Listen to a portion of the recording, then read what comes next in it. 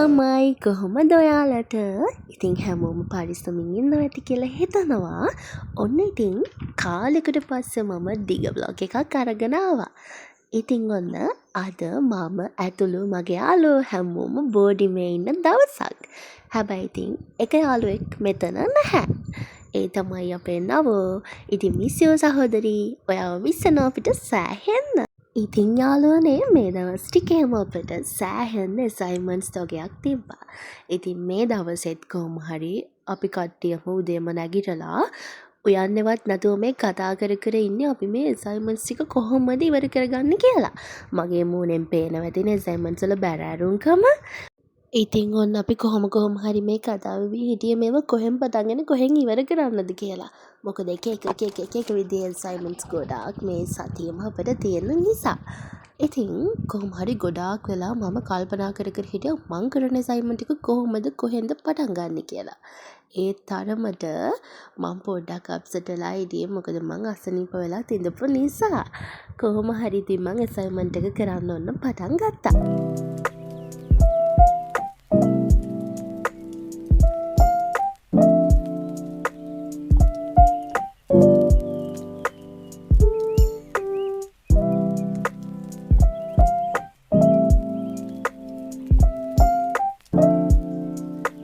ඔන්න ටික වෙලාවක් ඒ වැඩෙත් කරලා අපි උදේට යන්න ගත්තා. උදේට කිව්වට මං හිතන්නේ මේ වෙලාවෙදි 10ත් පහ වෙලා. ඉතින් උදේට දවල්ට දෙකටම තමයි අපි මේ උයන්නේ.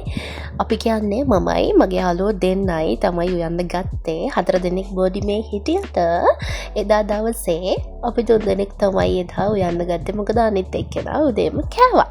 ඔන්න ඉතින් රයිස් කුකර් එකේ හාල් එක ගහලා ෆෝන් එක මම පැත්තකින් තියපු ටිකට මෙන්න මෙයාගේ කෝලම් බලන්නකෝ. ඇත්තටම ළමයි යාගේ කඩහල මාරම ලස්සනයි. මං ඔයාලට වීඩියෝ එකකින් අරන් ගෙන්නන්කෝ යා සින්දු කියන වීඩියෝ එකක්. ඉතින් ඔන්න ඊට පස්සේ අපේ බෝඩිමේට උයන්න මට මතක විදියට එළවලු තිබ්බේ නැහැ. පිපින්න ගෙඩියකුයි නෝකෝලුයි ඔහොම දේවල් ටිකක් තමයි තිබ්බේ. ඉතින් අපි ඉතින් කන්න අකමැති කෑමක් තමයි නෝකෝල් කියන්නේ. මම නම් එච්චර ඇත්තට මාස නෑ. ඒ වුණාට එදා කරන්නම දෙයක් නැති නිසා අපි තීරණය කළා නෝකෝල් හදනවා කියලා. ඔන්න ඉතින් මට මෙයා පොල් ගාලා දුන්නා. මේ තමයි අපේ පූජා. ඉතින් පූජා කියලා කියන්නේ අපේ ආදරේට. එයාගේ නම දෙවිදුනි. ඉතින් එයා මට පොල් ගාලා දුන්නා. නෑ මම විශ්වාසින් කියන බඩයක් නෑ.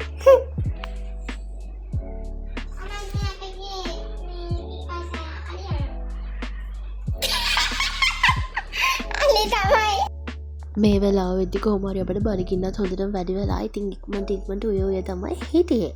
ඉතින් අපි ඔක්කොම උයන අතරේ මෙයා කරන වැඩේ බලන්නකෝ. මෙයා ගිහින් මල් කඩනවා.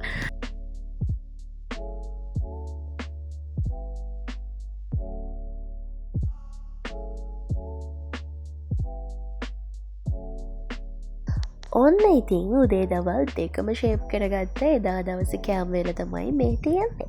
කොහොම හරි ඔයලා ඉවර වෙද්දී 11 මාර 12ට විතර ඇති.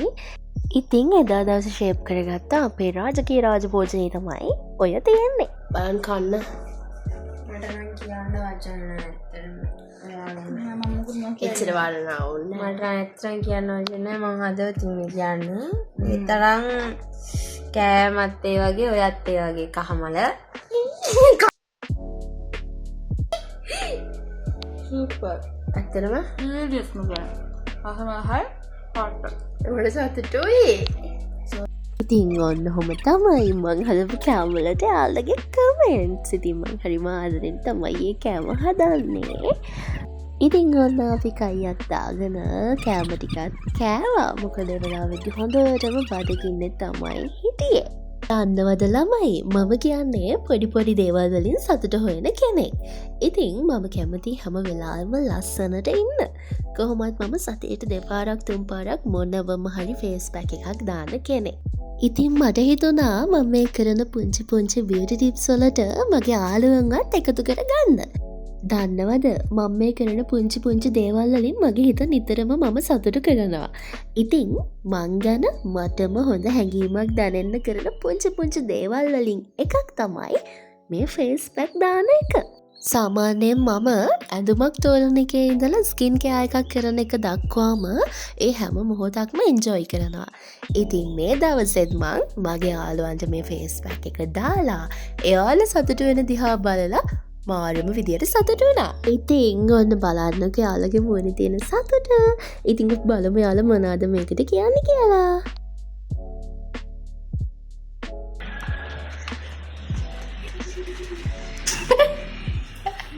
Pitne?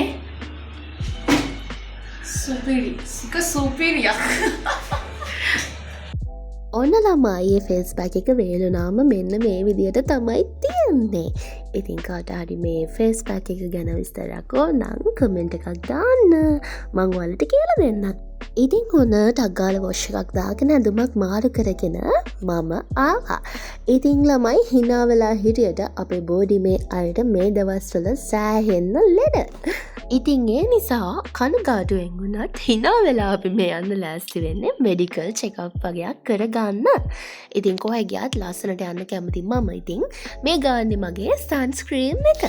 දුකට සැපට කියලා හැමදේටම මං ගාන්නේ මේ සන්ස්ක්‍රීම් එක නිසා. මං ඉතින් ඒක ගාන්න පුළුවන් හැම තැනකම ගා ගන්නවා. අතේ පයේද මූණේද හැම තැනම ගාන්න ඉතින් සන්ස්ක්‍රීම් එක තමයි. ඉතින් ඔන්න සන්ස්ක්‍රීම් එකත් ගාගෙන ඊළඟට මම මේ ගාන්න හදන්නේ මගේ කර්ලි සෙටින් එක. ඉතින් මං කර්ල් සෙට් කරන්නේ මෙන්න මේ කර්ලි සෙටින් එකෙන් මම මීට අවුරුදු 2කට විතර කලින් ළමයි මේ ක්‍රීම් එක අහම්බෙන් යූස් කරලා තියෙනවා. ඉතින් මාරම හොඳ රිසල්ට් තිබ්බ ඒ දවස්වල. හැබැයි මට ආයෙත් මේ කර්ලි සෙටින් එක ටිකක් අමතක වෙලා තමයි තිබ්බේ.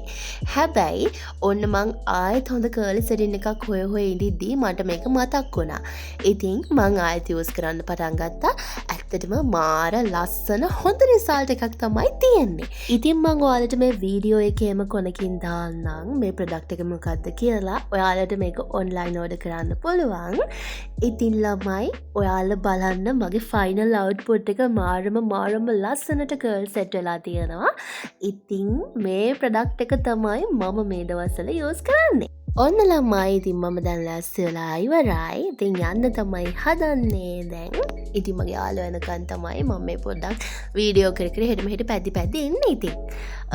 ඔන්න ඔයාලට පේනවද මගේ කර්ල්ස් ටික දැන් ලස්සනට තියෙන විදිහ. ඉතින් අර ප්‍රොඩක්ට් එකෙන් තමයි මේ විදියට ලස්සනට නීට්ලි කර්ල් ටික මම තියාගෙන ඉන්නේ. ඉතින් කොහොමත් කන්ඩේ කර්ලි ගෑනු ළමයිට තියෙන ප්‍රශ්නයක් තමයි කර්ල්ස් නීට් එකට තියාගන්න එක. ඉතින් ඒකට හොඳ සොලියුෂන් එකක් තමයි කර්ලි ෆ්‍රෙන්ඩ් කියලා කියන්නේ. ඉතින් ළමයි අපි ගිහිල්ලා අපේ මෙඩිකල්ස් චෙක්අප් ටික කරගෙන ආයෙත් ඉක්මනටම බෝඩිමට ආවා. මොකද අපිට වෙන කොහෙවත් යන්න මූඩ් එකක් තිබ්බ නැහැ. ඉතින් ඔන්න බෝඩින් එකට ඇවිල්ලා මම නම් හොඳ නිින්දක් දැම්මා. ගොඩාක් හවස් වෙනකන්. ඉතින් මම හිතන්නේ මම නැගිටි 6:00ට පහුවෙලා. ඉතින් ඔන්න ඔයාලට මේ පේන්නේ රාත් 9:00ට විතර. අපි රාත කන ටයිම් එක තමයි ඔයාලට පේන්නේ. ඉතින් ඔන්න තිබ්බ විදියට අපි දවල් උයපුවම රාටත් කෑවා. මොකද ආයෙ උයලා ආයෙ කන්න ගියාම සෑහෙන වෙලාවක් යන නිසා පිපිඤ්ඤ ගෙඩියකුත් තිබ්බා. ඉතින් ඒකත් කපලා කෑවා. හෙලෝ ළමයි දැන් වෙලාව කීයද ළමයි? ඒ කියන්නේ 11:10යි. 11:10යි. ඉතින් අපි වැඩ අපිට අපේ සෙරරි කොෆි එකක් හදලා මයිත්‍රි ඉවරලා යන්න. හොඳ කළු පාට කොෆි එකක් අපිට සෙරරි එක හදලා ගන්න. අද සෙරරි එක අපිට කොෆි හදලා දෙලා ගිහින්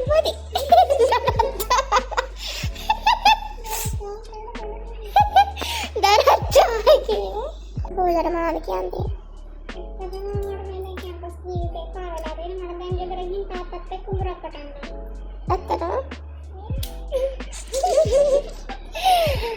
නිලාව හොඳට වැඩ කරනවා නේද ඔයාලට? ඔයාලා තියෙන තැනවලම මලක් දැන් පැක පාන තියෙනවා. මම මොනවා කියන්නේ මට තේරෙන්නේ නැහැ. අයියෝ මේ කරන්නේ. තමයි ඉතින් දැන් වෙලාව. දැන් 2:46 වෙලා මම පොඩ්ඩක් දිගාරන් ඉතලා අඳලා වැලමට දිගාරලා ඉන්න බැරි වුණා. අර ළමයාලා එහෙ වැඩ කරනවා. තමන මොනවද නැද්ද නැහැ එතනින්. අපි තාම වැඩ. තාම පණ පිටින්නේ. අපි දැන් විතර හැල්ලා ඉතින් සේරණිදී. ඇත්තටම මං අන්තිම වීඩියෝ එක කරද්දි වෙලාව 2:40 වුණාට ඇත්තටම නිදා ගනිද්දි වෙලාව 3යි කාලත් පහුවෙලා. එහෙනම් ආයෙත් බ්ලොග් එකකින් හම්බෙමු. එතකම් බයි බයි. ඔයාලා හැමෝම පරිස්සමින් ඉන්න.